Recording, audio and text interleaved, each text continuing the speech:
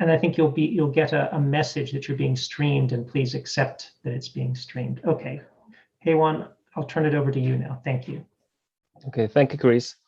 So welcome all of you to the final round of global round of this year. Actually, just all of you were supposed to be Seoul, the country of a Squid Game. I'm not sure how many of you just already saw that, but however, just a wonderful, wonderful country with wonderful weather. But however, unfortunately, we could not see you in person. But however, just right after this wonderful event, I believe just as a well-known, well-experienced legal practitioner, you had definitely just an event or chance to visit wonderful city Seoul. Then I look forward to see all of you. So as a co-organizer this year's global round, we try the best to welcome very wonderful, highly recognized arbitrator. You see that? Just Dr. Yas Banifatemi and Professor Hi-Taek Shin. So everybody just recognize that, oh, I could be judged from just a too high profile arbitrator. So however, it's kind of a protocol. So if you allow me, I will introduce both of them very, very briefly. So in terms of just generosity, if a profession allows me, just I will introduce Dr. Banifatemi. Is it okay, Professor? Okay, thank you, yes, Professor. certainly. Okay, Dr. Yas Banifatemi is a founding partner of Gilead Banifatemi and Shelbaya Dispute, and it is widely recognized as one of the most prominent international arbitration and public international law specialists worldwide. Prior to founding Gilead Banifatemi and Shelbaya Dispute, she served as a Sherman & Sterling's Global International Arbitration Practice Group Leader, Public International Law Team Leader, and lead industry coordinator for energy. She advised and represented the state-owned entity, and the companies on both public international law and the international arbitration issues. Dr. Banifatemi has secured many landmark victories for her clients, including a US dollar 50 billion award for the majority stakeholders of the former Yukos oil company, the largest investment award in history. She acts as both counsel and arbitrator in the arbitration conducted pursuant to exceed UNCTRA, ICC, ACI, SCC, SIC, HKIC. I can't name all, but very, very major international arbitration institutions. Also, she also serves as a member of the International Arbitration Committee of KCAB International. This is very, very welcome to you on board as a final law judge. Thank you. Professor, thank you, Dr. Yas Banifatemi. And Professor Shin is my boss. So if I just review his career, probably it takes more than 1 hour. But however, you might be just quite nervous. Then so I try to do my best to briefly review his career. Professor Hi-Taek Shin is a chairman of KCAB International, Korean Commercial Arbitration Board International Division. He is an arbitrator of 20 access chambers. His practice based continues to be in Seoul. He is serving as the governing board member of the International Council for Commercial Arbitration, named ICA. He recently retired from Seoul National University School of Law, where he taught international business transaction and resolution of commercial and investment disputes arising of cross-border transactions since 2007. Prior to moving to academia in 2007, he was a partner in Kim & Chang, specializing in M&A, cross-border investment, and resolution of disputes arising from cross-border investment projects. He regularly sits as an arbitrator, both in international commercial arbitration and investment trade arbitration. He is also a panel of major international arbitration institutions such as HKIC, ICC, ICSID, KCAB, SIC, etc. If I narrow down his career to investment trade arbitration, he is the first Korean who sees as an arbitrator for ICSID case. Additionally, he authored the Korean chapter in the commentary on selected model investment treaty, Chester Brown edited 2013, and Untitled Arbitration Rules and Investment Treaty Arbitration Practice that was in Korea 2013. He also authored the Korean chapter, the UNCTRA model law and the Asian arbitration laws. Professor Gary Bell edited 2018. That was published through Cambridge University press. So this brief, but however quite just important introduction, would be just valued. There's the value of this final round. Then, if I may, just I will introduce our third arbitrator, Mr. Mitchell Dorbyk. I believe Mitchell probably is ready to introduce himself. Okay, Mitchell? Thank you. Yes, I'll introduce myself because both my co-arbitrators are very esteemed and I am comparatively a junior lawyer. My name is Mitchell Dorbyk. I'm based in Toronto. I was someone who participated in this moot 2 years ago, actually, and got involved with this year's moot starting, I believe, in June of 2020 as part of the drafting committee that worked through the problem and has sort of helped out through writing the bench brief and things like that in the meantime. I've been appointed by the parties, so thank you to both the parties for appointing me to this position. I am a lawyer currently at Bennett Jones in Toronto. I practice international trade law and international investment law, and am currently participating in a couple investment or treaty arbitrations, although I cannot give any details of those specifically. And I am very honored to be on a panel with two very esteemed practitioners, and hopefully the teams will enjoy the questions coming from the bench. And so thank you for the introductions. I believe we will now turn over to the teams. Teams, have you agreed upon an order for today's proceedings? Yes, we have. I believe regarding the order, we will be proceeding with the respondent side first for procedural issues, followed by the claimant, and then we'll be having the rebuttal and surrebuttal for procedural issues, following which we'll go to the substantive issues in which the claimant would be pleading first, followed by the respondent, and then rebuttals and surrebuttal. With regard to the time allocation, members of the tribunal, all of us would be taking 19 minutes for our arguments, reserving 1 minute for rebuttal and surrebuttal.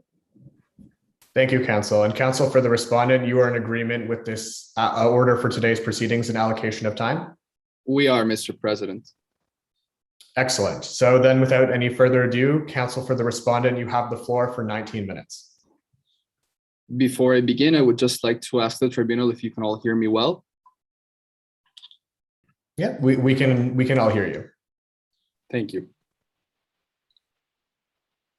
With all due respect to the members of this tribunal lacks jurisdiction to decide this claim because, first, VEMA is a state-owned enterprise and is excluded from the scope of application of the SEPTA and the additional facility rules. Second, this tribunal lacks jurisdiction because VEMA's actions in the making and carrying out of the investment are attributable to Bonoru, and this is a state-to-state arbitration. And third, the tribunal should accept the external advisors to the CRPU's Amicus Submission because they meet the requirements in the SEPTA and the additional facility rules, and reject the submission by the Consortium of Bonoru Foreign Investors for failing to meet those requirements. Members of the tribunal, my name is Camilo Fernandez, and with my co-counsel Yesenia Alfonso, will be representing the Federal Republic of Macar in this arbitration. Members of the tribunal, no one should benefit from their own indiscretion. The treaty parties have consented to arbitration under Article 916 of the SEPTA, where they define that an investor may file a claim under the treaty itself. And they have given their consent to arbitrate under the additional facility rules, both in Articles 916 and 917 of the SEPTA. And the parties have agreed on the definition of investor who qualifies and who therefore may file a claim at SEPTA Article 9.1. Now, before moving to SEPTA Article 9.1, I would just like to remind the tribunal that the ordinary meaning of the term investor in the context of the treaty and in the context of ISDS has been to protect privately owned investments rather than state-owned entities. And in fact, I would like to invite the tribunal to page 73 of the record, where you will find the definition of investor at line 2589. Now, if the tribunal is with me, you will see that the definition of national of another state that the parties have agreed to as investor in no way includes state-owned entities.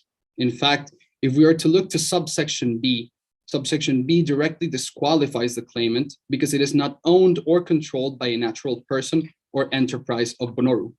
In fact, the claimant is owned in large part by a sovereign state, which is a form of ownership not included in the text of the treaty.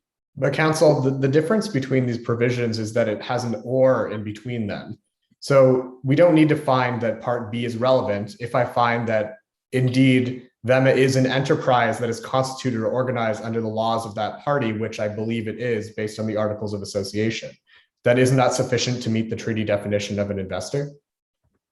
Yes, it would be, Mr. President. However, in this case, VEMA has not met that definition because it requires a finding of substantial business activities, which VEMA has not proven in the record through clear and convincing evidence for this tribunal that it does carry out at least core corporate functions, that it holds an office space, that it has full-time employees, and that it purchases goods and services, which are some of the factors that this tribunal may look to make a determination of whether or not it has substantial business activities under the meaning of subsection A. Therefore, so counsel, you wouldn't consider the purchase and operation of Kaylee Airways to be a substantial business activity in the state of Makar? Mr. Arbitrator, that is the performance of one function for one occasion. However, we do contend that this is not the performance of substantial business activities throughout the development of an enterprise, as is the case that is required for the treaty itself to apply here. And in fact, if we were to look to the treaty itself, the claimant is excluded under subsection A because it is the tribunal would have to add words to the treaty beyond those that the parties have agreed to and chosen to bind themselves to. The parties chose to bind themselves to a definition that under the ordinary meaning of the word investor is applicable for private investors who further fair competition, secure markets, and otherwise according to the objectives of the treaty itself and the preamble of the treaty itself. Counsel, can I just adding on the president's question earlier, I am not following quite your argument to the extent that what you're arguing is for us to actually add words that do not belong to the provision, and by adding the word private, which is not something that I see. It does say enterprise constituted or organized, which is the case here, and substantial business activity. But is your position that a state-owned entity cannot have a core corporate activity and cannot have employees? No, Madam Arbitrator, that is not what we are holding. What we are submitting to this tribunal is that in this case, VEMA Holdings has not proven in the record that it does hold those core corporate functions and that it does carry out substantial business activities. Would you please then can you be very concrete in how the conditions are not fulfilled? Madam Arbitrator, because we do not find that there is a finance, accounting, or legal teams in the record. We do not find that there is an office space that VEMA possesses. We do not find that there are full-time employees and that there are annual purchases of goods and services. These are some factors the tribunal may look to determine whether or not there are substantial business activities. And these are some of the factors that were expressed in Gran Colombia Gold versus Colombia.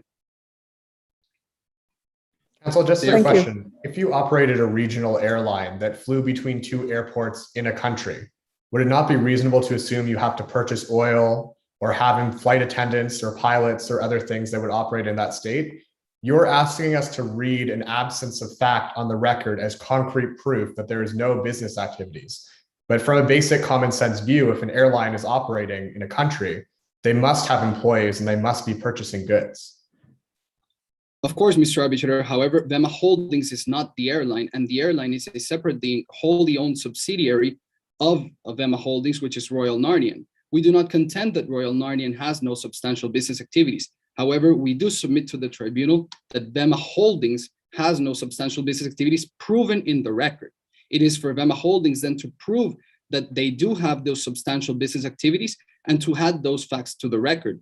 However, in the record, there is no proof of this fact. And therefore, that is why we ask the tribunal that under subsection A, VEMA Holdings be disqualified as an investor because it does not possess any substantial business activities in the territories.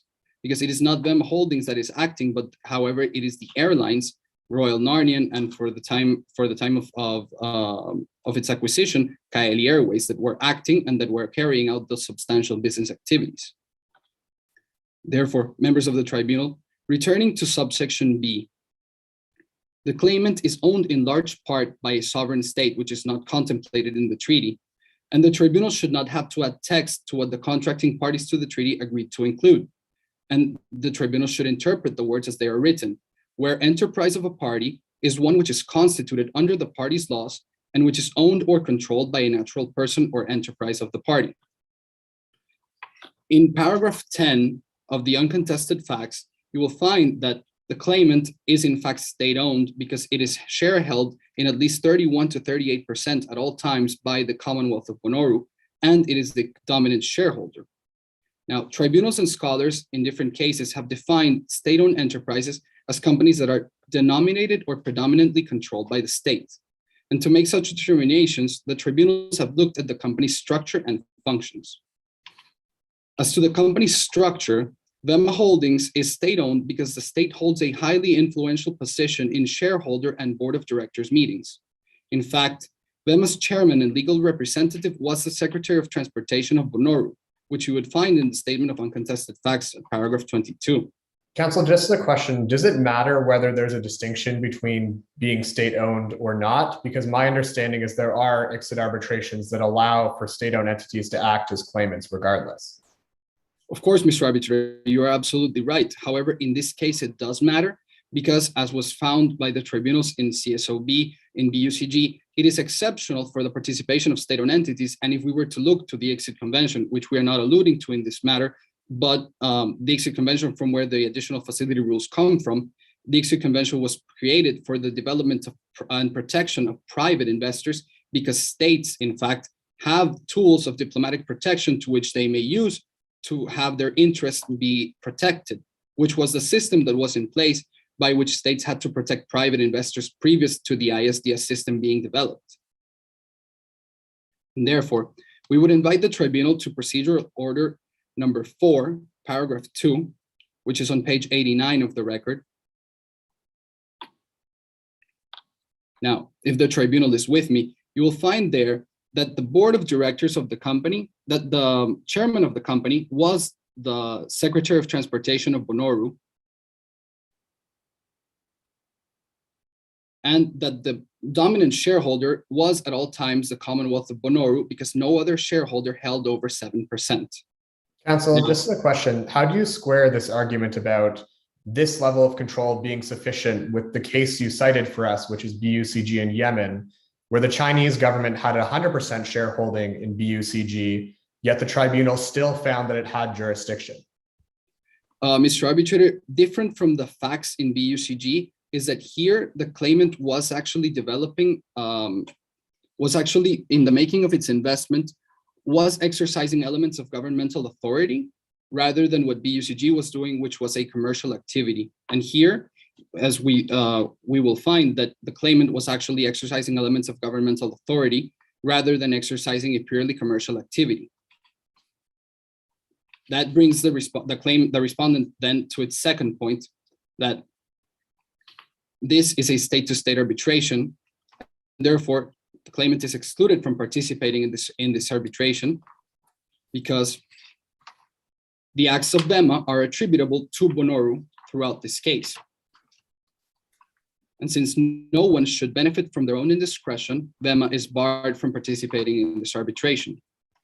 Now, since SEPTA does not regulate or create any rules to attribute conduct to states, and it does not abrogate from rules of international law that do govern attribution, and the SEPTA, in fact, at Article 1.3, Subsection 2, which is on page 72 of the record, does authorize the tribunal to look to rules of international law to interpret and apply the treaty. We would invite the tribunal to bear in mind that while the ILC articles and state responsibility may not be on point as regards the tribunal's jurisdiction, but we are posing a question regarding determination that Vema's actions in making and carrying out the investment are attributable to Bonoru, we ask the tribunal to use the ILC articles on state responsibility as guidance for this question of fact regarding when a company is acting as the state. Courts and tribunals have previously dealt with the same inquiry of fact, albeit for a different legal reason or legal question. But here we ask the tribunal to, with this question of fact, use the articles as guidance to conclude that Vema was acting as the state of Bonoru. And so just a brief question, a point of interest. The Articles on State Responsibility for Internationally Wrongful Acts is the full name. So you're asking us to use them for attribution that is different from attribution for the purpose of internationally wrongful acts. It's just a question of, is Vema in fact an agent of Bonoru? Is that something that's acceptable just as a point of interest? Mr. Arbitrator, we are asking you to look to the ILC articles as guidance due to their use by different courts and tribunals as rules of international law. However, this is a guidance for the tribunal in its deduction to make a decision regarding this case and actually have a guidance on whether or not VEMA was acting as the state in the making and carrying out of its investments, which we do contend. But that question goes to the merits and the conduct of the state and how that conduct on the merits can be deemed to be the acts of the state. It cannot be applicable to a question of jurisdiction and whether, for purposes of our jurisdiction, this enterprise is a state. Correct? Madam Arbitrator, we do contend that under the treaty, there is no provision for state-to-state arbitration, and therefore it would be necessary for the tribunal to find that if this is a state-to-state arbitration, because VEMA's actions are attributable to Bonoru, at the jurisdictional stage, this tribunal would have to make a finding that it does not have jurisdiction. Then I would invite the tribunal to ILC Article 5, which actually states that which actually speaks to the conduct of persons or entities exercising elements of governmental authority. Here, the claimant receives a grant of power from Bonoru's constitution to exercise an element of governmental authority. That power is directly entrusted to VEMA Holdings through the Constitutional Court decision, which is on the record. And further, the claimant's memorandum of association directly binds it to perform to the best interests of the state of Bonoru. And therefore, the claimant is empowered to exercise functions that have historically been those of the state. Counsel has a question. Oh, sorry. Go ahead, Professor. Yeah, I have a question. And you say that there is the claimant is exercising governmental functions, but whether that, if your point is correct, whether the exercise of governmental functions have something to do with their investment in Mekar. Of course, Mr. Arbitrator. What we are contending in this matter is that the conduct of VEMA was the exercise of elements of governmental authority. And if we were to look to page 41 of the record, which I invite the tribunal to do so, we would find the Constitution Act of Bonoru and specifically Article 70, which speaks to mobility rights. Now, if we were to look to clauses 1 and 2, which are that every citizen of Bonoru has the right to enter, remain in, and leave its territory, and that Bonoru shall ensure that every citizen is guaranteed travel, this is not an obligation that is limited to, this is a positive obligation that is not limited to national territory, as was considered by the Constitutional Court decision, which is also in the record. And therefore, in the making of its investment, VEMA was exercising elements of governmental authority. And therefore, we invite this tribunal to find that VEMA Holdings was exercising elements of governmental authority and acting therefore as the state. And this is a state-to-state arbitration to which this tribunal has no jurisdiction to resolve. And I have a further question. How do you distinguish this case from the CSOB case where the same argument was put forward? Madam Arbitrator, we distinguish this case because here, the commercial activities that VEMA Holdings may have been exercising were second to policy goals. This is determined because, in fact, the sovereign interests of Bonoru under the Horizon 2020 scheme and the Caspian project were put before the commercial interests of VEMA Holdings, and the pursuit of policy goals was the main goal behind the investment, which you may find proof on the record as well in the Memorandum of Association, which actually authorizes the claimant to make investments and promote establishing investments in other companies whose objectives will advance directly or indirectly the objectives or interests of VEMA. And since one of the objectives and interests of VEMA is to pursue the population of Bonoru's mobility rights, then therefore this is an act of the state which is actually being carried out, and therefore this tribunal has no jurisdiction. Counsel, Now, I think that if we extend your logic to the state-owned enterprises, that means that if state-owned enterprise have some modest function of governmental activities or solving governmental public policy issues, then it will eliminate the standing of those state-owned enterprises in all investor-state arbitrations on the concept of the state functions. So do you consider whether there is any degree of the proportion of those state functions as compared to commercial functions, and whether those state functions or commercial functions are dominating factor in investing in a particular host country, in this case, Macau? Mr. Arbitrator, we do contend that this is a case that is factually different from BUCG and BCSOB, in which the tribunals found that the functions that the companies were carrying out were commercial in nature rather than governmental. And we do contend that in this matter, Vema Holdings was acting as the state and carrying out policy goals for the Commonwealth of Bonaire. Members of the tribunal, in the interest of time, I would like to ask for an additional minute to wrap up my arguments, especially regarding the amicus submissions. Please, if you could just give us a high level of what your arguments are on the amicus submission so that counsel for the claimant can respond. Of course, Mr. Arbitrator. Thank you very much. Well, the main point that the respondent wishes to raise here is that the external advisor's submission is connected to a matter within the scope of the dispute, which is regarding the tribunal's jurisdiction. A finding of illegality or an allegation of illegality must be taken to be of the utmost importance for this tribunal's jurisdiction, because, in fact, many tribunals in the investment arbitration have found that they lack jurisdiction because there was corruption in the making and carrying out of the investment. And therefore, since this allegation is of the utmost importance, we invite the tribunal to accept this submission because, well, the protection of investments must be done to further legal interests rather than illegality, which would be the interest that would be protected here if these allegations were found to be true. And secondly, we would invite the tribunal to find that the consortium of Bonaire foreign investors has no standing as an amicus before this tribunal because it is not independent from the Vema Holdings, and because their submission is a matter of public record, and therefore the tribunal need not consider them as friends of the court. Therefore, we invite you to find that the external advisor's amicus be admitted and that the consortium be rejected. Thank you very much. Thank you, counsel. Counsel for the claimant, you have 19 minutes in response. Thank you, Mr. President. Greetings, members of the tribunal. I am Devika Radha, and along with my co-counsel, Manasi Desai, we represent Vema Holdings Incorporated, the claimant in this proceeding. In the next 19 minutes, I will be addressing you on the two procedural issues to submit that firstly, this tribunal does have jurisdiction under Chapter 9 of SEPTA to preside over this dispute.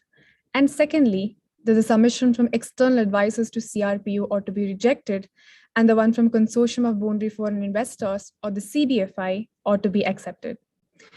Before I proceed to my arguments, members of the tribunal, the factual circumstances in this dispute relate to the claimant and its investment in Kaili Airways, a major national airline in the respondent state.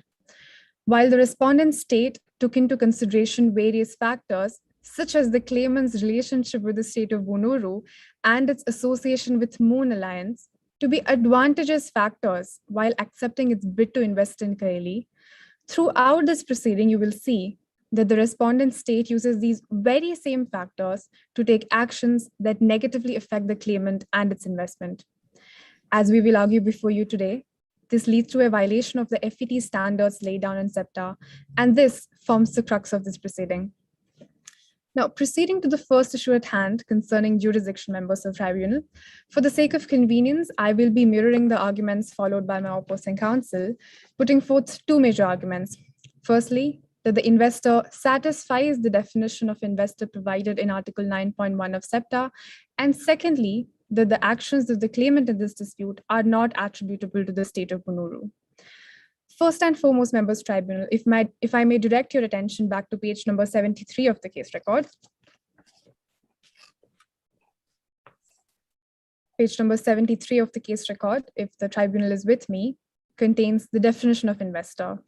As rightly pointed out by my opposing counsel, Article 31.1 of the VCAT requires the terms to be given ordinary meaning, and the definition of investor as provided in clause A and B, which are alternative as noted by Mr. President, do not exclude state-owned enterprises.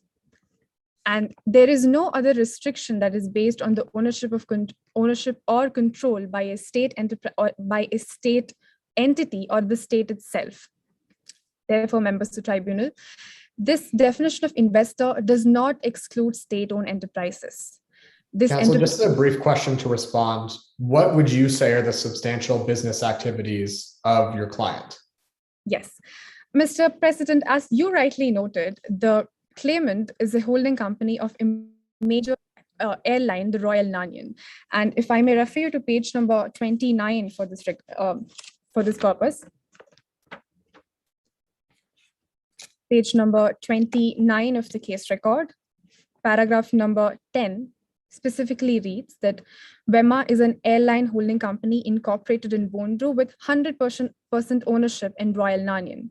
The very next paragraph also reads that Royal Nanian is a leading global airline with a load factor close to 85.6% in 2019.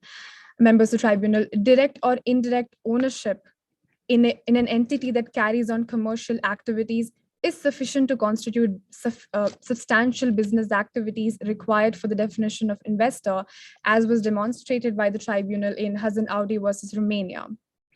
If that satisfies Mr. President's question, I will also answer to the assertion raised by my opposing counsel that the claimant in this proceeding is a state-owned enterprise. Members of the tribunal, as earlier noted, first of all, the definition of investor does not exclude state-owned enterprises. Even if there was such an exclusion that this tribunal accepts, the claimant in this proceeding was not majorly owned or controlled by the state of Bunuru. Counsel, just before you begin, do you accept the argument from counsel for the respondent that the additional facility rules were only designed for investor-state arbitration, and therefore we should read in some sort of prohibition on entities that could be sufficiently linked to the state to constitute state-to-state arbitration? Yes, Mr. Arbitrator, the additional facility rules were specifically designed for investor-state arbitration, and if the investor's activities can sufficiently be proved to be attributable to that of state, then they may be excluded. Proceeding to my argument regarding the second definition of investor, the clause B of Article 9.1, members of the tribunal. As duly noted by my opposing counsel, the state of Bunuru was never a majority shareholder in the claimant company. In order to reach a conclusion that the claimant is a state-owned enterprise, the tribunal may look at 1, ownership, or 2, control. The ownership criteria is clearly not satisfied in this dispute. And the second element of control is also not satisfied, since the articles of association of the claimant company clearly provide that the board consists of 8 different directors, only one of which is appointed by the state of Bunuru. Counsel, just a question about point in time and when we're supposed to do this evaluation. My understanding is that the shareholding in the claimant changed at different points in time. Are we supposed to do this analysis at the date the arbitration is commenced, at the date the investment is made, or do we have an ongoing obligation to reevaluate the level of control throughout the life of the arbitration? And what's your legal reason why we should consider a certain point in time to be legally significant? Yes, Mr. Arbitrator, no, the ongoing control factor should not be considered for determination of whether the claimant has standing as an investor. In accordance with the usual exit practice as well as international law, the relevant date for determination of jurisdiction is the date on which the consent was perfected. And that is the date on which the dispute was registered and initiated, that is in this dispute, 15 November 2020. Now, the changes that you referred to in the corporate structure of the claimant company happened in March 2021, which was subsequent to registration of this dispute. And for the purpose of jurisdiction, those events cannot be considered. The reference to registration of the dispute was sufficiently supported by the tribunal in Vivendi versus Argentina, as well as the International Court of Justice in the Lockerbie dispute. If that sufficiently answers your question, Mr. President, I will also address my opposing counsel's assertion that Ms. Sabrina Blue, who is the Secretary of Ministry of tourism in Bonuru is also the claimant's head of the board of directors. If I may refer you to page number 31 of the case record for this purpose. Page number 31, paragraph 22, if the tribunal is with me, reads that Miss Sabrina Blue, erstwhile head of WEMA's board of directors. My opposing counsel has misled this tribunal that Ms. Sabrina Blue was simultaneously the secretary as well as the board of directors head of the claimant company. This is not true. And therefore, members of the tribunal, neither the ownership factor or the control factor can be sufficiently established over the claimant's activities by the state of Bonuru to reach a conclusion that the claimant was a state-owned or a state-controlled entity. And in any case, there is no exclusion of state-owned or state-controlled enterprises in Article 9.1 of the SEPTA, which defines investors. Counsel, what about the argument raised by counsel for the respondent, that there was an exercise of governmental authority in this circumstance? Because it's not just a question of control. If we believe the respondent's argument, we can look to Article 5, then we also have to consider the type of activity your client was carrying out. Yes. To address that point, members of the tribunal, my opposing counsel referred to the ILC articles, specifically Article 5 and 8, for determination of attribution of the investor's activities to the state. However, as rightly pointed out by Mr. Arbitrator, the ILC articles may not be the best tool for understanding the investor's standing, since these were specifically designed for interstate disputes, and there exists a separate test known as the Brochus test for determining whether the acts of an investor are attributable to their home governments, which is the Brochus test. Now, addressing the specific concerns of Mr. Arbitrator concerning essential government functions, as rightly pointed out by Mr. Arbitrator, the relevant question is whether the performance of governmental functions extended to the investment activity. It is not relevant whether the investor was performing an essentially government function back in its home state. And my opposing counsel referred to Article 70 and Memorandum of Association of the Claimant Company. If I may refer you back to page number 44 in this regard.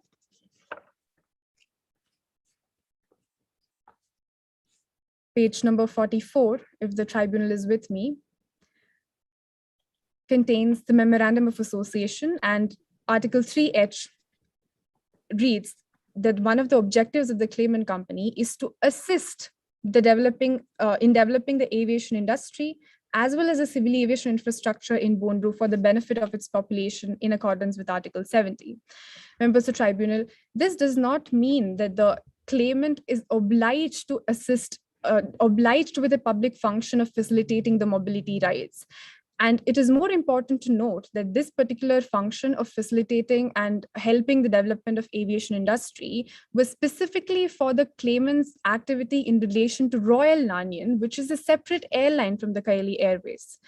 Page number 43, the very previous page, if the tribunal is with me, in the very last line, 1496 reads that through WEMA Holdings Incorporated, we are sufficiently convinced that Bonru will be able to ensure utilization of Royal Nanian for public benefit.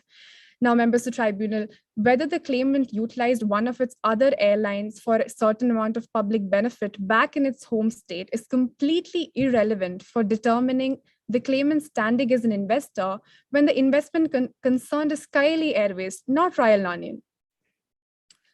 For the members of the tribunal, the understanding of essentially governmental functions, as was demonstrated by the tribunal in BUCG versus Yemen, as well as CSOB versus Slovakia, is on the nature of the activities that was being undertaken.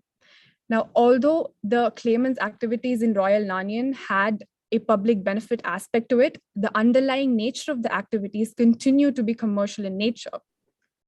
Therefore, members of the tribunal, the question of attribution of the investor's activity with regard to essential government functions are not met sufficiently with regard to claimant's investment in Kaili Airways, and thus it ought not to be considered for determining their standing before this tribunal and treaty protection.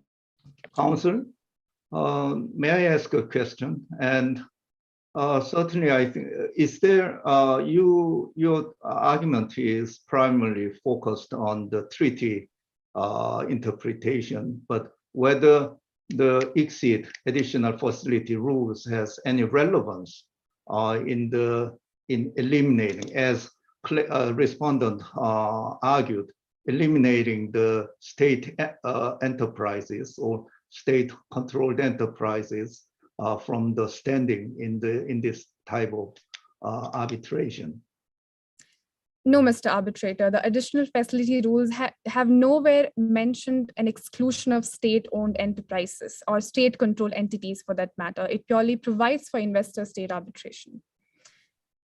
If that Counsel, how just a question then to build off my co-arbitrator's question, how do you read in the Broch's test, which you identified, which is in the Travaux to the ICSID convention? How are we supposed to deal with Travaux to the ICSID convention when dealing with an additional facility rules arbitration? Yes, Mr. Arbitrator, although it is true that the Broch's test was specifically formulated in the context and derived from the Travaux preparatories of the ICSID convention, it is usual practice for tribunals under the additional facility rules to use materials relevant to the convention and derived from the convention when there are similar provisions existing in the additional facility rules and the convention. This was sufficiently demonstrated by the tribunal in Besaglik versus Mozambique, as well as MNCC versus Montenegro, where the tribunal applied the Salini test, which was formulated in the context of the ICSID convention. Now, considering that both ICSID convention and the additional facility rules permit only investor-state arbitration, and the Broch's test being formulated for determining the standing of an investor and whether their activities are of the state, the Broch's test can be imported into any proceeding under the additional facility rules. If that answers this tribunal's questions with regard to the jurisdictional issue, members of tribunal, I just have one last point to make. As rightly pointed out by Mr. Arbitrator, even if there was, assuming but not admitting that there was an element of a governmental function that was involved in the investor's activity back in its home state, in determining whether the investor has this standing, there has to be a holistic approach to understanding whether the investor's activities in relation to the investment were commercial in nature. This was noted by the tribunal in Tatnef versus Ukraine. And even though the investor in that dispute did have a slight amount of public function back in its home state, they were still given standing. Therefore, we submit that even if this tribunal finds that the claimant was performing an essentially governmental function back in its home state of Bunuru, it does not affect its standing as an investor in relation to investment in Kaili Airways. If this tribunal has no further questions with regard to the jurisdictional issue, I will now proceed to the second issue concerning the amicus submissions. And firstly, addressing the point of external advisors to CRPU and their submission members to tribunal, it is our contention that the external advisor submission does not meet three important criteria that is required for amicus submissions to be met. Firstly, the external advisor submission falls outside the scope of this dispute. Members of tribunal, various ICSID tribunals in the past have considered jurisdictional questions when raised by non-disputing parties to be irrelevant and improper to be considered by a tribunal. This is also supported by Professor Gary Bond, where he states that arbitration being a matter of consent, a non-disputing party's concerns about jurisdiction ought not to be considered by the tribunal. The corruption allegations having not been raised by the respondent by either of the parties in this dispute, the submission falls quietly outside the scope of this dispute and ought not to be considered. Secondly, members of the tribunal— Counsel, just a question. Do we have an obligation as a tribunal to independently consider our own jurisdiction, or is it only jurisdictional issues raised by the parties? Mr. Arbitrator, I do understand that this tribunal has the power to decide on its own jurisdiction and consider jurisdictional questions. However, the external advisor submission directly does not raise a question of jurisdiction that this tribunal ought to be considering, since the SEPTA does not have a specific legality requirement. And further, it is also necessary that the amicus submission meets all the criteria relevant for amicus submissions that is provided in Article 41(3), of which one is that the submission must fall within the scope of the dispute. Secondly, members to tribunal, we also submit that the external advisors to CRPU in this dispute do not have a significant interest in the arbitration to be eligible for making in this amicus submission. The significant interest requirement of amicus is sufficiently different from a general interest in an arbitration proceeding. And the amicus themselves in their submission have pointed out that the nature of their interest in this proceeding is general interest in promoting fair business practices. Now, this general interest does not meet the requirement of significant interest as was propounded by the tribunal in Apotex versus USA, and we submit that this is another additional factor that the amicus does not reach or satisfy in order to be submitted before this tribunal. Counsel, just a question. What was the amicus submission in the Apotex case? The amicus submission from the Apotex case was concerning a submission from Professor Barry Appleton regarding his concern about the interpretation of NAFTA provisions. Right. So I'm not sure he's a professor, but he is a well-known practitioner in a lot of NAFTA arbitrations. But that I can see why would be an issue, because they're speaking to the interpretation of NAFTA, which of course the tribunal is capable of doing itself. But here we have a submission that's talking about the legality of an investment, a factual issue about whether this investment was made properly. So I can see why that would be a significant interest for a party who's interested in preventing corruption to be able to submit in an arbitration about corruption. Mr. Arbitrator, I do understand your concern, but the understanding of general interest was also supported by the tribunal resolute Forest Product versus Canada, where the tribunal noted that the interest in promoting rule of law does not constitute a significant interest in the arbitration. And secondly, the external advisor submission also does not relate to a factual issue in this dispute, since the question of legality of the investment has not been raised by any of the disputing parties. I see that I've exhausted my time. If I may take an additional minute to address the CBFI submission, members of the tribunal. Please do. Yes. Members of the tribunal, the major objection raised by my opposing counsel with regard to the CBFI submission is that they're not independent from the disputing parties. It is to be noted that the requirement of independence is not an explicit or a strict requirement for amicus submissions, since this is not provided for in any of the applicable additional facility rules or the SEPTA or the UNCITRAL transparency rules. And the opposing counsel also noted that it is required that the amicus is a friend of the court. However, considering that the independence is not a strict requirement as it is for amicus as it is for arbitrators, Professor Garibon duly notes that just because an amicus is required to be a friend of the court does not mean that they cannot be a friend of the party. And there are no sufficient factual circumstances in the dispute in relation to the CBFI which exhibit a conflict of interest which would impair their ability to assist this tribunal with regard to the issues concerned in the jurisdictional question. That concludes my submissions, members of the tribunal. Thank you very much. Thank you, counsel. Counsel for the respondent, you've reserved 1 minute for rebuttal. Thank you, Mr. President. The respondent has 2 points for rebuttal. First, the claimant has failed to disprove that under subsection 1 of Article 70 of the Constitution Act of Bonoru, VEMA was not exercising elements of governmental authority in making its investment.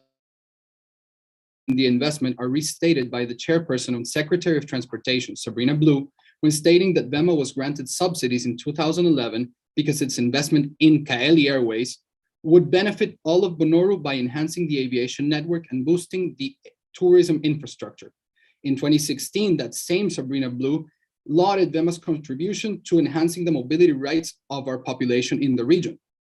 And secondly, I would like to state that there is a conformity requirement, regardless of whether or not there is an express legality requirement in the treaty itself, that the tribunal should look to in order to make a finding regarding its own jurisdiction and allegations of corruption that have been made regarding the making of the investment itself. Thank you very much. Thank you, counsel. Counsel for the claimant, 1 minute of rebuttal. Yes, thank you, Mr. President. With regard to the first point concerning the performance of essential government functions, members of the tribunal, my opposing counsel referred to the specific statement made by Sabrina Blue. But the statement reads, the VEMA's contribution to the enhancement of Bonoru's tourism infrastructure has in turn enhanced the mobility rights of a population. It is very clear that the facilitation of these mobility rights was a mere consequence of the claimant's activity in Kaili Airways. But what is required for satisfaction of essential government functions is that the investment activity itself was undertaken for the purpose of the mobility rights, not that it was a consequence of the investment itself. Secondly, with regard to the legality requirement, members of the tribunal, although protection to investors is usually granted on the basis of the legality of the investment itself, this tribunal should not be disregarding the other factors that have to be considered for amicus submissions, such as significant interest and the submission being within the scope of the dispute. Thank you. Thank you, counsel. And that concludes the first half of today's hearings on the jurisdictional challenges as well as amicus curiae submission. We will now move into the second half of today's proceedings on merits and compensation. Beginning with counsel for the claimant, you have 19 minutes whenever you are ready. Yes. Greetings, members of the tribunal. I'm Mansi Desai, and I shall be addressing the merits of the present dispute. The claimant is approaching this tribunal claiming a grave violation of the fair and equitable treatment standard, encapsulated under Article 9.9 of the SEPTA. And in this regard, the claimant has two major submissions. Under the first submission, all the individual violations of the fair and equitable treatment standard shall be addressed. That is, first, there was arbitrary and discriminatory conduct on part of the respondent. Second, there was abusive treatment of the claimant's investment. And third, there was denial of justice before the Mekari courts. And second, in the alternative, the claimant submits that the tribunal should consider the cumulative effect of all the measures taken together in order to consider a creeping FET violation. And after having established the violation of the FET standard, the claimant will proceed with the issue on compensation, wherein we submit that the fair market value standard of compensation is the appropriate standard. Proceeding with the first submission, there was arbitrary conduct on part of the respondent in violation of Article 9.9, paragraph 2, clause C of the SEPTA. In EDF versus Romania, arbitrary measure was defined as not being based on any legal standard, but rather on discretion, prejudice, or personal preference. And in the present dispute, the Competition Commission of Mekar had initiated a suo motu investigation into the activities of Kaili, whereas if tribunal members were to refer to page number 47 of the record, page 47 contains Annexure 5, which is the Monopolies and Restrictive Trade Practices Act of Mekar. Members of the tribunal, Chapter 3, paragraph 2, clause A, states that CCM can initiate such a suo motu investigation into the activities of Kaili when the market share of the entity is greater than 50%. However, at the time when CCM had launched investigations into the activities of Kaili, its market share was merely 43%. And CCM Counsel, you're misleading the tribunal a little bit there, because can you read for us the remainder of the provision? Because there's another sentence that follows the one you just read. Yes.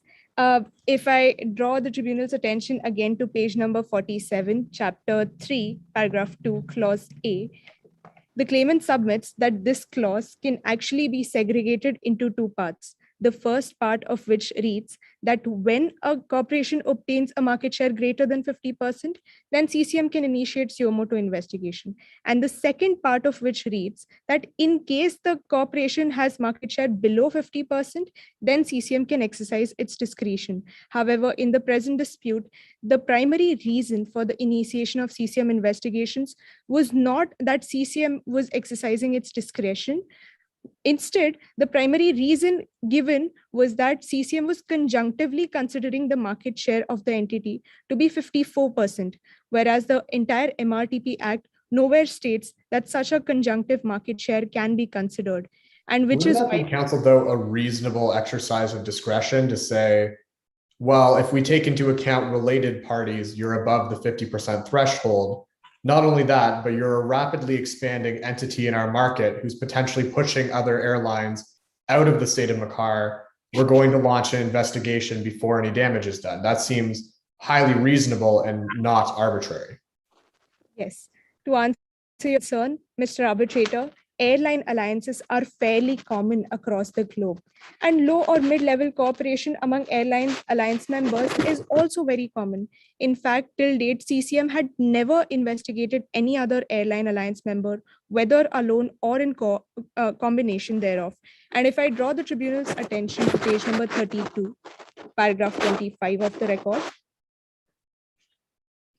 if tribunal is with me on page 32, paragraph 25, here CCM had approved Kaili's Moon Alliance membership, and in respect of which it had stated that this Moon Alliance membership will be very beneficial to Kaili. However, subsequently, CCM used these very same factor in order to initiate investigation into the activities. But counsel, if I read the remainder of that paragraph, it says the CCM sought an undertaking from Kaili that it would not engage in high-level cooperation on competition parameters, such as prices, schedules, capacities, facilities, and other sensitive information with Moon Alliance members. So it seems like at the time, the CCM was concerned that the Moon Alliance could be an anti-competitive aspect of the investment by VEMA into Makar. So it seems like your client was well aware at the time that the CCM considered this a potential issue.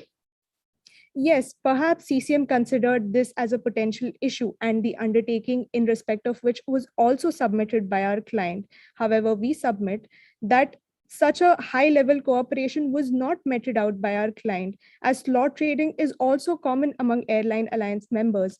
And whereas Kaili had benefited from the Moon Alliance membership and along with its Royal Narnian partner in respect of lounge access, terminals, IT platforms, check-in operations, Royal Narnian was also in turn benefiting from Kaili's Moon Alliance membership. So it was in turn a quid pro quo and a reciprocal obligation which Kaili was performing. As Kaili being a part of Moon Alliance membership, it would benefit from the same, and it would also offer certain other benefits to the other alliance members. And therefore we submit that it was not something which raises a high-level competition concern which warrants the CCM investigation. And post the initiation of CCM investigation, a fine of 150 million mon was imposed, subsequent to which another CCM investigation was initiated, post which another fine of 200 million mon was imposed. In addition to this, CCM had imposed airfare caps in September 2016 itself, when the first CCM investigation was initiated. And while MRTP Act again grants discretion to CCM to impose certain behavioral and structural remedies, but it also cautions that these remedies should be imposed only to the extent necessary in order to bring the infringement to an end and be proportionate to the objective sought. However, we submit that these airfare caps, while they were imposed during the first CCM investigation, they weren't removed post the conclusion of the first investigation. They weren't even removed after the conclusion of the second CCM investigation. And in turn, CCM even imposed additional measures that they will only be removed once the market share of the entity were to fall below 40%. And in turn, they were only removed 3 years later in October 2019. This not only brought the infringement to an end, but ended up negatively affecting Kaili's investment, Claimant's investment in Kaili. And therefore, we submit that the imposition of airfare caps was in fact arbitrary and disproportionate to the objectives sought to be achieved. And therefore, Counsel? Yes. Counsel, sorry for interruption, but certainly I think that according to the record of the proceedings, the claimant find the airfare cap reasonable when it was first imposed. And also under the treaty, the respondent clearly reserved a right to regulate. And how do you reconcile the arbitrariness with the right of regulation on the part of the CCM? From the competition authority's perspective, they look the claimant most recent activities and they have discretion to impose certain sanctions or disciplines. Yes. Mr. Arbitrator, allow me to split your question into two parts. Firstly, I will address your concern regarding the imposition of airfare caps. That is, at the time when airfare caps were imposed, our client did not object to the same. However, their imposition only became relevant once the MECAR started undergoing economic crisis. And moreover, the government also undertook additional measures in which a decree was passed requiring the denomination of airfare in US dollars, as a result of which our client was neither able to raise the airfare on account of the imposition of airfare caps, neither was it able to denominate the airfare in US dollars. And this significantly ended up aggravating its financial distress. And in order to answer your concern regarding the right to regulate, if I draw the tribunal's attention to page number 76 of the record, which contains the provision under SEPTA incorporating the right to regulate. If tribunal members are with me on page 76. Article 9.8, paragraph 1, expressly classifies the right to regulate into certain public policy objectives which have been limited to national security, protection of public health, safety, environment, public morals, social and consumer protection. And nowhere has antitrust been expressly mentioned. And even if we were to consider Well, counsel, isn't that a little disingenuous? Because aren't antitrust concerns really concerns about consumer protection? Yes, I was just going to clarify that concern, that even if we were to consider that antitrust falls within the ambit of consumer welfare, still the respondent's right to regulate does not override its obligation to accord a fair and equitable treatment standard, as the very next article after Article 9.8 is Article 9.9, which requires the respondent state to accord a fair and equitable treatment obligation to the investor. And also as observed in the case of ADC versus Hungary, the state's right to regulate is not unfettered, and it certainly does not excuse a fair and equitable treatment standard violation. And moreover, we submit that the imposition of airfare caps, the initiation of CCM investigations, as well as the imposition of fines was merely undertaken in order to harass the claimant's investment. And this is apparent from the fact that if tribunal members were to refer to page number 40 of the record, on page 40 in paragraph 64, line number 1397, the moment the claimant's stake in Kaili was sold off to the respondent and Kaili became a state-owned enterprise of MECAR, all such measures were dropped. The CCM decided to forego of all fines, tax breaks were granted, and even Kaili was able to secure loan at a favorable interest rate, whereas it was not able to secure such a loan earlier. This shows that there was a deliberate intention on part of the respondent to harass the claimant, and this constitutes an abusive treatment in violation of Article 9.9, paragraph 2, clause D of the SEPTA. In addition to this, there was also discriminatory treatment meted out to the claimant. And if I may direct the tribunal's attention to page number 36 of the record. In page 36, paragraph 46, an executive order 9 of 2018 was passed, under which, while airlines such as Jet Green and Starwings were granted subsidies, Kaili's application for grant of subsidies was rejected, and no reasons were furnished for this rejection. The only reason which was provided was in a subsequent interview given by a government official, in which it was said that perhaps state-owned enterprises are on a different footing as compared to privately owned enterprise. However, this reasoning cannot be sustained, as Kaili is in fact not a state-owned enterprise. The state ownership is of the Bonaru government in WEMA, which was at the time 31 to 38%, and it was WEMA which owned 85% stake in Kaili, whereas Kaili was considered on a similar footing as Larry Air, which was a completely government-owned enterprise. Whereas Kaili is in a similar footing as compared to Jet Green and Starwings, as all of these are entities receiving subsidies from their home country, and all of them have have holding companies located in foreign state. In fact, the subsidies being received by Jet Green and Starwings being even greater than those received by Kaili. But Kaili's application for grant of subsidies was rejected, and this constitutes a discriminatory conduct.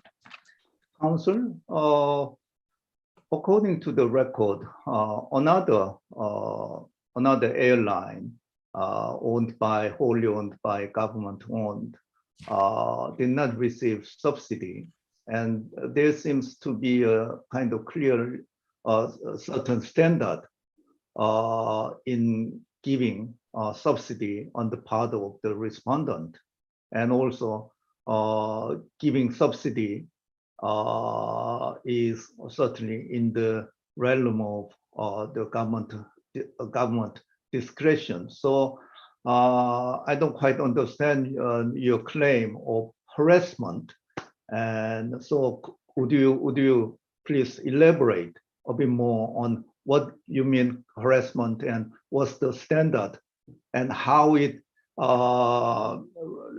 relate with the fair and equitable treatment breach? To answer your concern, Mr. Arbitrator, this leads me to my second submission under the FET violation issue, that in the adverse event that the tribunal were to hold that there were no individual violations under the FET standard as such, then all the measures undertaken by the government should be looked at in cumulation, and the aggregate effect of which has resulted in an FET violation. And the consideration of a creeping FET also finds support in the wordings used in SEPTA itself, wherein paragraph 2 of Article 9.9 expressly uses the phrase measure or measures. And even in the El Paso versus Argentina judgment, the wordings in the BIT were measures, and the tribunal interpreted this to mean that although there were no individual violations in that case, the cumulative effect of all the measures undertaken by the Argentinian government had resulted in creeping FET. And even in the present dispute, first the CCM had initiated suo motu investigations, and also subsequent investigation was started. And post the conclusion of this investigation, fines were imposed, in addition to which airfare caps were also imposed. And MECAR also passed a decree requiring denomination of airfare in US dollars. And subsequently, an executive order was also passed under which subsidies were denied. And and subsequently, when Kaili was facing grave financial distress and it approached First National Finac, loan was only granted at an inflated interest rate. And after which, when claimant wanted to get out of the investment and wanted to sell off its investment, it could not obtain a buyer at a reasonable price, as MECAR impeded all of its such actions by and High Commercial Court of MECAR also recognized and enforced an award which was obtained on the premises of bribery and corruption allegations. It appears that it was almost the entire government of MECAR itself which went on a vindictive campaign against the investor to drive out the foreign investor from the MECARI market. And so I'm sorry, Mr. President, just a question of clarification. I'm not sure I follow really the reasoning. If we are to find that the individual actions do not meet the threshold or Article 9.9 of the SEPTA, how are we going to consider that collectively they meet that requirement? Question one. Question two, when is it that the breach is constituted? Are these the individual breaches at the point in time which we are looking at each individual act? Or are we looking at more of a composite act which comes in later, and when would that be? I'm not quite sure I follow your reasoning. Yes, allow me to clarify, Madam Arbitrator.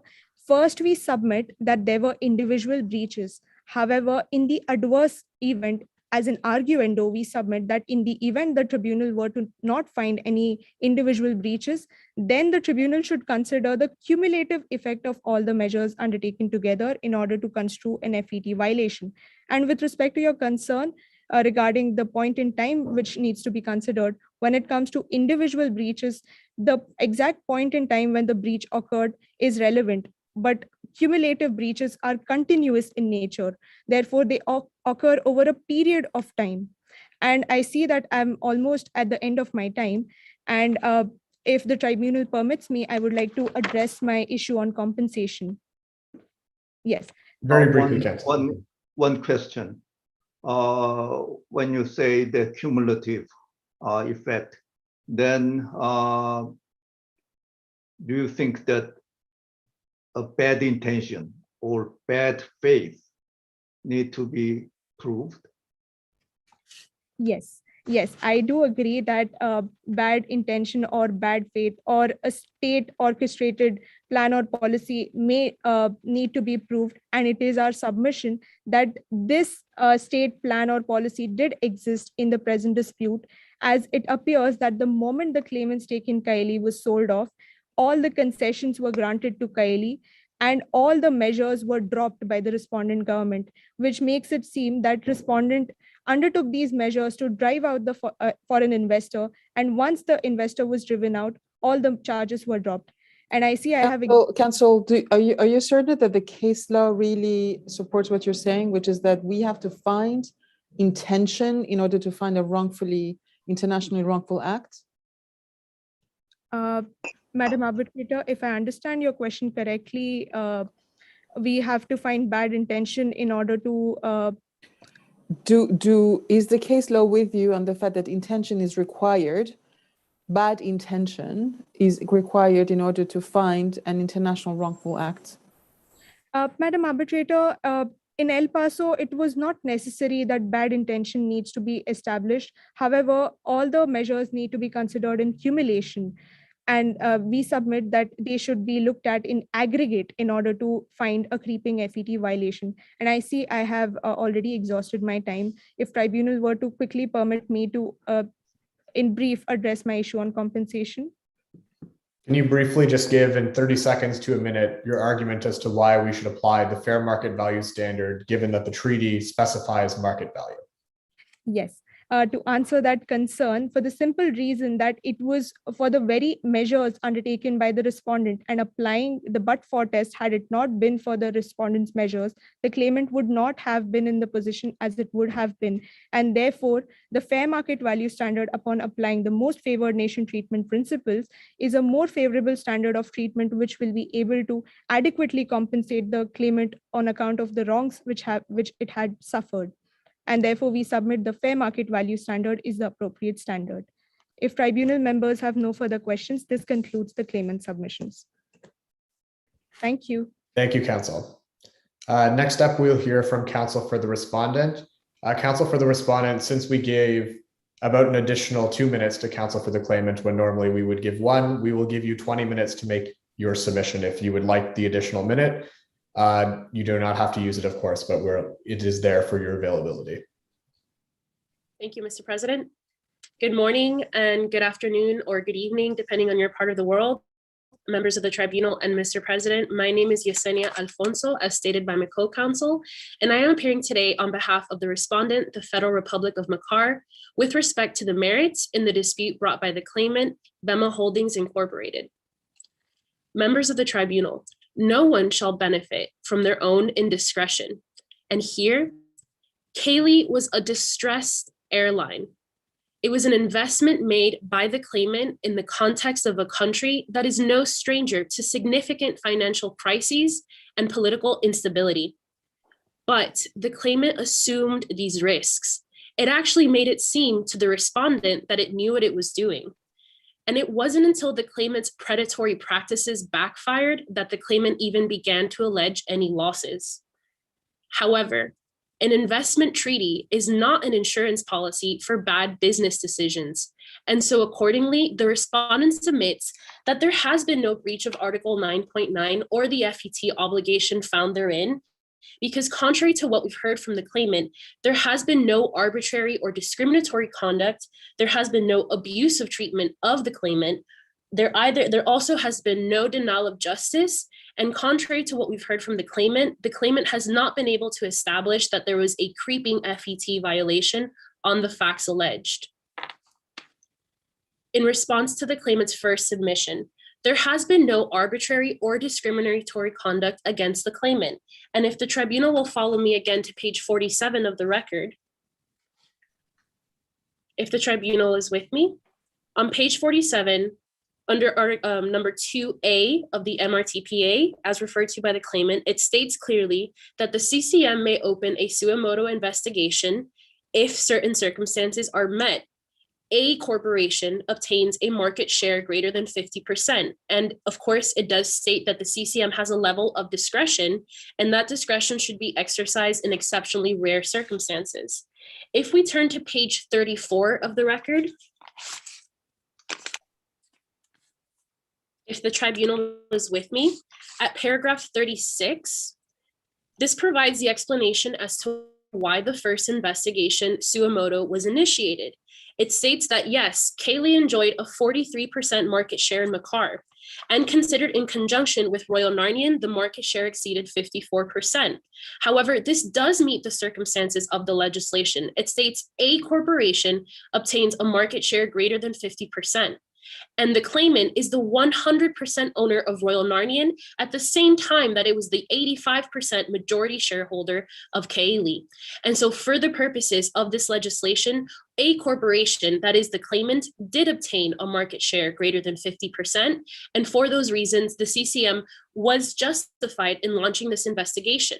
However, the claimant has also made reference to the second investigation that took place.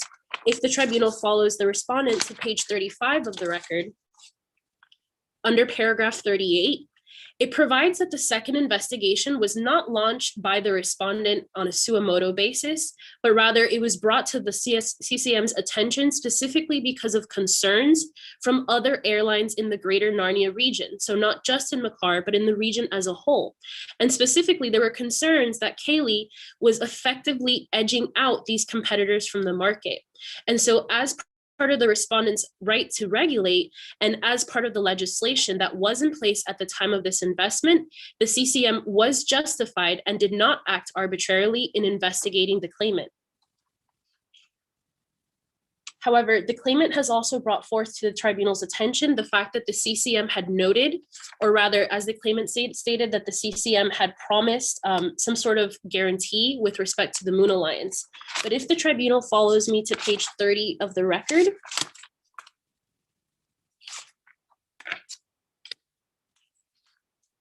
first, the tribunal should note that at paragraph 19 on page 30, it describes what occurred after the CCM was amended. And in particular, it describes that the president of the CCM, Ms. Moira Rose, envisioned the CCM to function as an autonomous body, independent of government influence. And then if we look at when the bid proposal was actually accepted by the CCM only noted the fact that the Moon Alliance membership would be beneficial. It at no time made any sort of guarantee or promise to the claimant that it would be able to rely on that Moon Alliance membership with no repercussions in light of the legislation and in light of the anti-competitive policies of Makar. Counsel, just a question about how this argument interacts with your co-counsel's argument. My understanding is you want us to accept an amicus curiae submission that suggests that there was bribery involved in accepting this particular investment from the parts of entities in Makar, and Makar is known to have issues with corruption. So how can we say for sure, given the fact that you want us to accept these types of amicus curiae submissions, that indeed the CCM is entirely independent of any outside influence, including bribery? If I understand your question, Mr. Arbitrator, the CCM, first of all, we do not have any evidence available on the record that the CCM has ever acted corruptly or that there has ever been any sort of allegation of corruption with respect to the CCM. Noting the corruption index for Makar, that is an important fact for the tribunal to note. And in effect, we only brought the attention of the tribunal to the fact of the CCM's independence from the respondent, merely in light of the allegation by the claimant that there was some sort of promise made by the CCM to the claimant in light of the Moon Alliance. However, contrary to what we've heard from the claimant, there was also no discrimination. And in fact, if we look at page 35 of the record, if the tribunal will follow me, with respect to the allegation about the subsidies, paragraph 42 describes the procedure for the subsidies and describes the decision to grant these subsidies. It specifically states that these were granted with a view to stabilize the currency. And moreover, if we continue, it states that these subsidies were granted specifically with the aim of providing alleviation to airlines that were affected by the financial crisis in Makar. However, if we look at the standard for discrimination, in order to establish discrimination, we must have differential treatment within similar situated groups. Here, the claimant was not treated. Just a question, just where do you get these legal authorities from, and why should we rely upon them for the definition of what it means to discriminate? Mr. Arbitrator, Mr. President, so right now I'm referring to the standard as articulated in CMS versus Argentina. And there, which is the standard that they articulate is reflected in other tribunal decisions as well, which we hope this tribunal will look to as persuasive authority. In that case, the tribunal noted that discrimination effectively refers to differential treatment within similar situated groups, which is not the case here.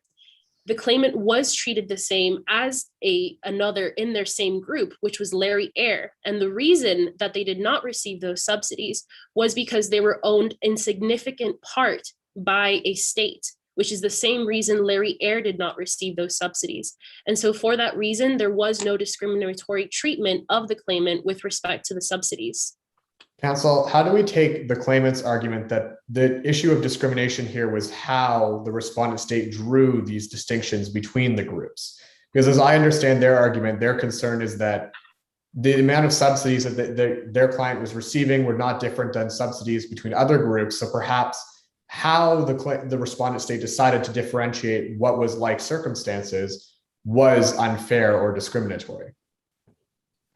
Again, Mr. Arbitrator, it's the respondent's position that the manner in which that decision was made was not discriminatory because, again, although there was differential treatment, that does not necessarily mean that it was discriminatory.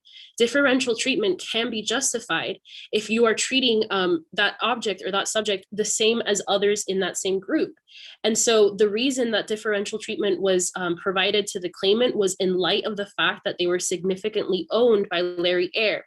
However, the tribunal should also note that while the claimant has alleged that these subsidies were required, for example, for the continued operation of Kaylee, and for the claimant's own financial stability, the claimant never actually made an application for subsidies through Royal Narnian, which it also owned and which was also operating in Makar at the time of this crisis. So it remains to be seen in effect why these subsidies were actually being requested by the claimant, but nevertheless, the respondent's position is that there was no arbitrary or discriminatory conduct with respect to the claimant. Now, the claimant has also just a question about the facts. Your client, the state of Makar, owns shares in Kaili Airways. Is that correct? Yes, that's correct. So your client would have been well aware about the dire financial situation of Kaylee by virtue of having access to all the records. Is that correct? Yes, Mr. President. So why would the state of Makar, who has a financial interest in the success of Kaylee Airways, who knows it's not doing well, deny its own investment subsidies that could be beneficial to the business?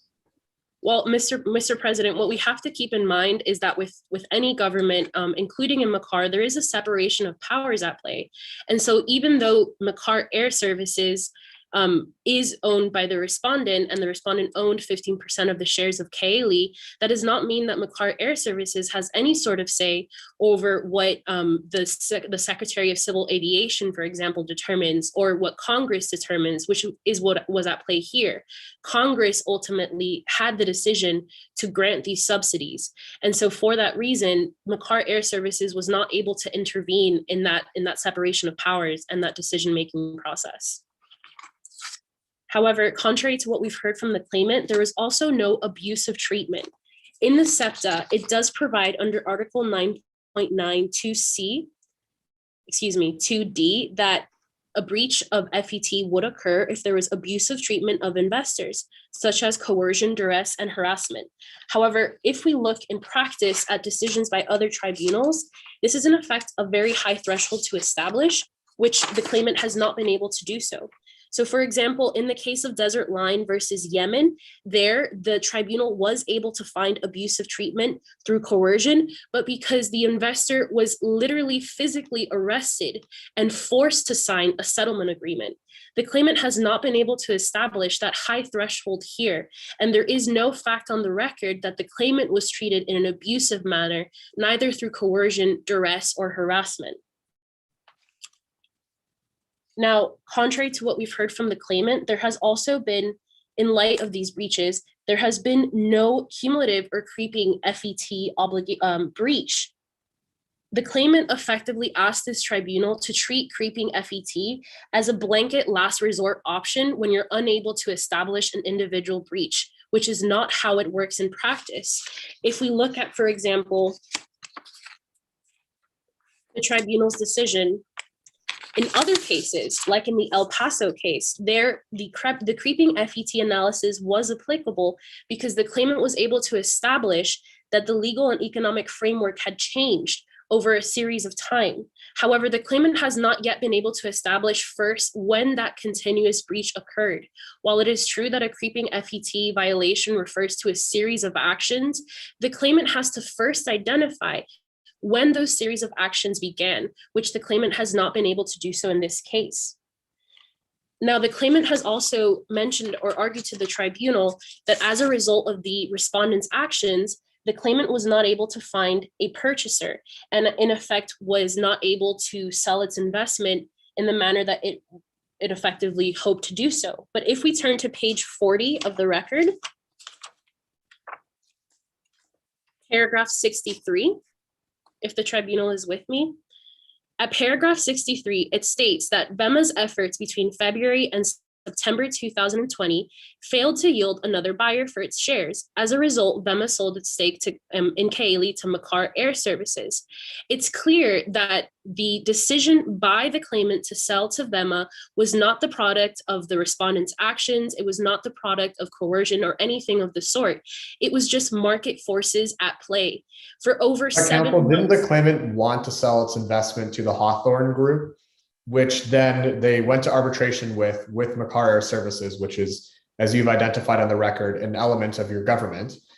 And when that award eventually came out and was tainted with corruption, your client, Makar, then their courts enforced that corrupt award that was set aside at the seat of arbitration, which left them with no other option for potential buyers.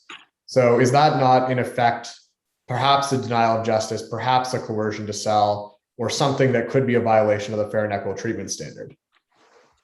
Mr. President, the respondent's position is that it is not. And in fact, if we look to page 65 of the record with respect to the enforcement of the award, on page 65 of the record, if the tribunal is with me, this is the judgment issued by the High Commercial Court of Makar with respect to the decision to enforce the award. It states that clearly under Section 36 of the Commercial Arbitration Act in Makar, an award can be enforced despite the fact that it has been set aside at the seat if the enforcement of the award would be contrary to the public policy of Makar.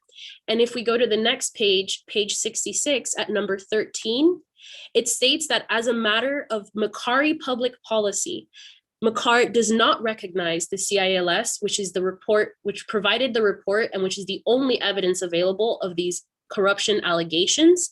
And as such, the decision to enforce the award was not a denial of justice, because a denial of justice usually speaks to a failure of the national legal system as a whole to satisfy minimum standards. That is not what occurred here. This award was enforced as an exercise of the discretion that Makar had, and specifically in light of Makari public policy.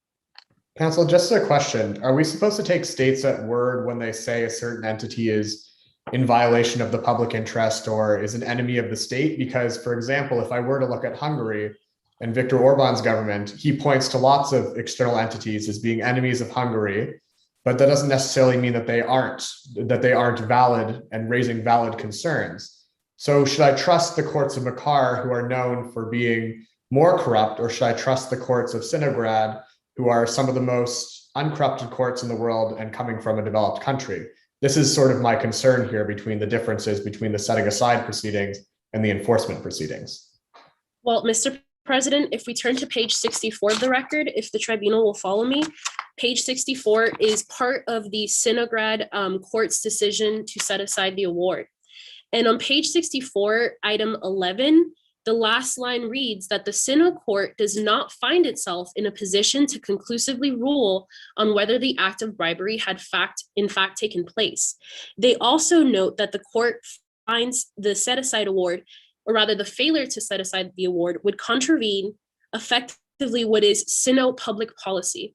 So what we have here is a decision to set aside the award based on Sino public policy, but likewise, Makar also was able to enforce that award despite it being set aside as an exercise of its own public policy. And so noting your concern, Mr. President, here, the judiciary acted in the manner that it was able to. It was not able to, considering the separation of powers and its independence, it could not contravene what the Ministry of Home Affairs determined to be a matter of public policy. Members of the tribunal, Mr. President, for these reasons, the respondent submits that there has been no breach of Article 9.9. However, if this tribunal deems otherwise, we ask this tribunal to order that compensation can only be awarded at the market value standard. The claimant has proposed that this tribunal could incorporate a different compensation standard, fair market value, through the MFN clause. However, if the tribunal will follow me to page 76 of the record, Article 9.7, which is the MFN clause referred to by the claimants. If the tribunal is with me, Article 9.7 states clearly that only treatment more favorable to another investor can be incorporated through this MFN clause. However, if we look at the guidance, for example, from the UN Conference on Trade and Development on International Investment Agreements, treatment is primarily materialized through measures such as state laws, regulation, and conduct, measures that may affect the course of the business. So by this ordinary language of the treaty, it is clear that treatment should not incorporate damages because treatment and damages are not the same. However, the treaty also excludes substantive obligations from being excluded under Article 9.72. And for this reason, damages and the compensation standard for damages also cannot be incorporated because damages are a substantive obligation.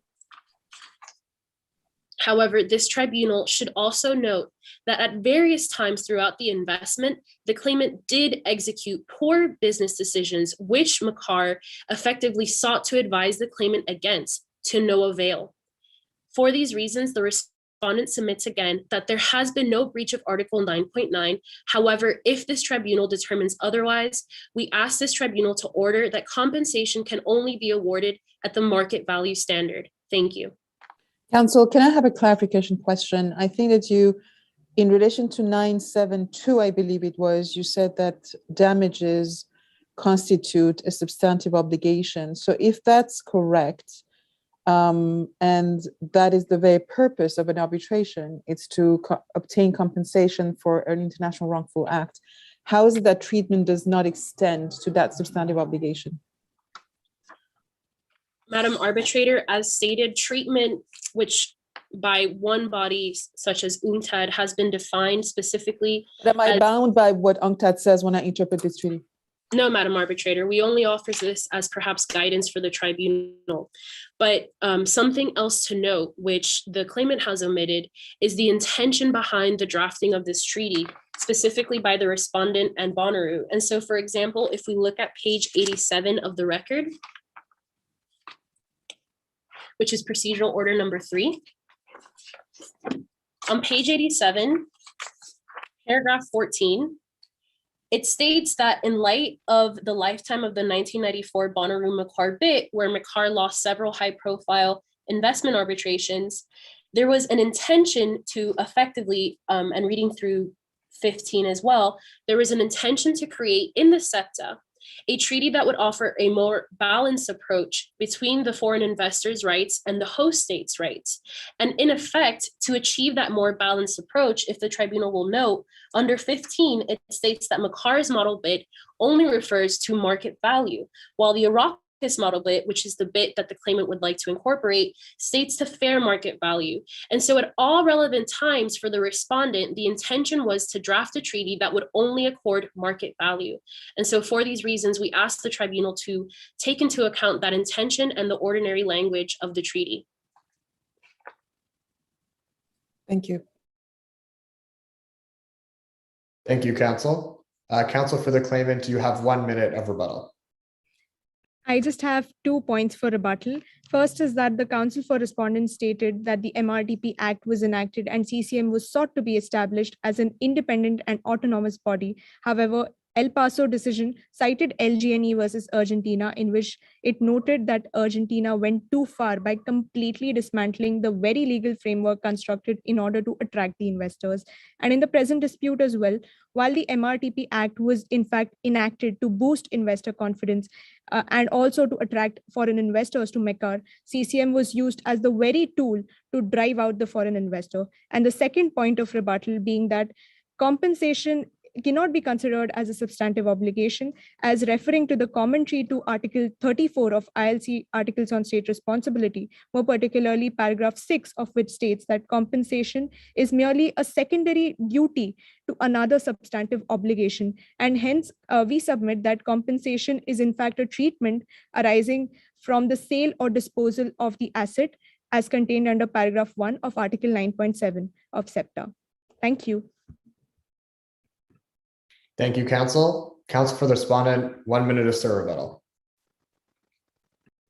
Thank you, Mr. President. Members of the tribunal, the claimant is effectively asking this tribunal to compensate the claimant for its lack of due diligence. It's alleged that the legal framework in place for the investment has changed. However, there is no evidence on the record to indicate this. The evidence on the record indicates otherwise. It indicates that the claimant acted effectively outside of the legal framework in place through its predatory practices and its anti-competitive behavior, and it now asks this tribunal to compensate because it was effectively caught in the act. However, in response to the claimant's second point, if we look at Article 9.7, it also states that procedures for the resolution of investment disputes will be excluded, and arguably damages are part of that procedure. They're effectively the result of that procedure. And so for those reasons, damages also cannot be incorporated through the MFN clause. And in summary, we again ask this tribunal to determine that there was no breach. But however, if there is a breach, compensation can only be awarded at the market value standard. Thank you. Thank you, counsel. And that concludes today's proceedings. We thank all the teams for their submissions. At this point in time, we will retire to our chambers and discuss. And thank you, everyone. Thank you.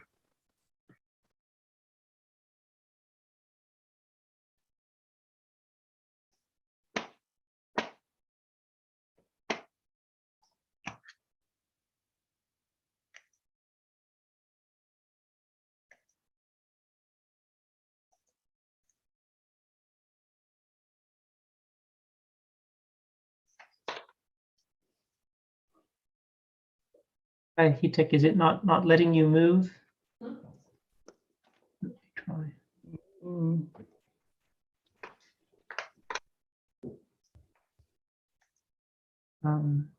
Yeah, it's, Hi, I Nima, believe, are you able to Professor. move, Professor Shin? Thank you. So Professor Shin and Dr. Yas, you're already assigned to your breakout room, that is your chamber. If you locate a breakout room button on your bottom toolbar, it should ideally have an option called join breakout room.